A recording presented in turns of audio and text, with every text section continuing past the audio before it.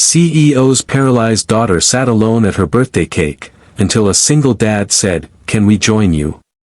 The room shimmered with balloons and gold streamers, the kind you'd expect at a grand celebration. A long table was lined with presents wrapped in elegant paper, a multi-tiered cake sat in the center, and classical music floated softly through the air. But amidst all the grandeur, 8-year-old Ella sat alone in her wheelchair, staring at the candlelit cake that was now melting into itself. Her small hands rested quietly in her lap, and her eyes, though framed by long lashes, held a loneliness far too deep for someone so young. Ella was the daughter of Thomas Gray, the CEO of one of the largest tech companies in the country. A brilliant man known for changing the face of business, but not for being present. Since the car accident that had paralyzed Ella from the waist down a year ago, Thomas had tried to compensate by buying her everything money could offer.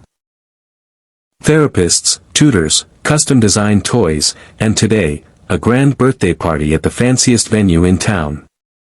But something vital was missing. None of Ella's classmates had come. Whether their parents were too intimidated by Thomas's name or the children too unsure of how to act around someone in a wheelchair, the result was the same: empty chairs, untouched games, and a quiet child watching her birthday fade into silence. At the other end of the venue, near the entrance, a man named Daniel stood awkwardly with his 7-year-old son, Max. Dressed in simple jeans and a flannel shirt. Daniel had brought Max to the venue for a smaller event held in the adjoining hall. When Max caught sight of the balloons and the cake, he tugged on his dad's sleeve. "Dad, why is she all alone?" Daniel looked over, his eyes meeting the sight of a lonely little girl and a cake no one had come to cut. "That's the CEO's daughter," whispered one of the venue staff. "Big party.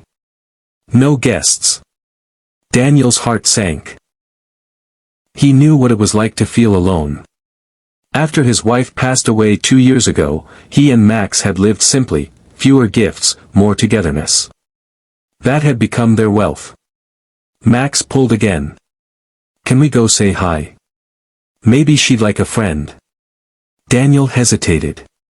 He didn't want to cross any boundaries or cause a scene. But then he looked at Ella's face. And then at his son's. With a deep breath, he took Max's hand and walked over. Ella looked up, startled by their approach. She quickly wiped at her eyes, pretending she hadn't been crying. "Hi," Max said, smiling. "I'm Max. This is my dad. Can we join you?" Ella blinked. "Really?" Daniel knelt beside her. "Only if you'll have us. Max loves cake, and I make a great backup singer for birthday songs." A small smile tugged at Ella's lips. "Okay." Within moments, Max was sitting beside her, already chattering about superheroes and his favorite cartoons. Daniel lit the candles again and, with a warm voice, led them in singing "Happy Birthday." Ella's face began to glow, not from the candles, but from something else. Connection. Belonging. Meanwhile, Thomas Gray had stepped out to take a business call. When he returned, he paused at the doorway, stunned by the sight in front of him. His daughter was laughing, a deep, real laugh he hadn't heard in months.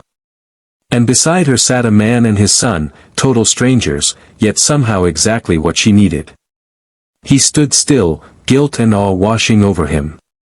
Daniel looked up and realized who was watching. He rose quickly, apologizing. "I hope it's okay. She just seemed alone," Thomas finished softly. "Yes. I know." He walked over, his voice lower. "Thank you. You didn't have to." Daniel shrugged. "We all need someone. Especially kids. Especially today." Thomas looked down at Ella, who was now teaching Max how to move her chair in circles. "I built an empire but forgot to build a village around her." Daniel smiled gently. "You can still start." The three sat down together. Over slices of melting cake, they talked, not about business or success, but about cartoons, favorite ice cream flavors, and the wild inventions Max dreamed of making someday. For once, Thomas listened more than he spoke.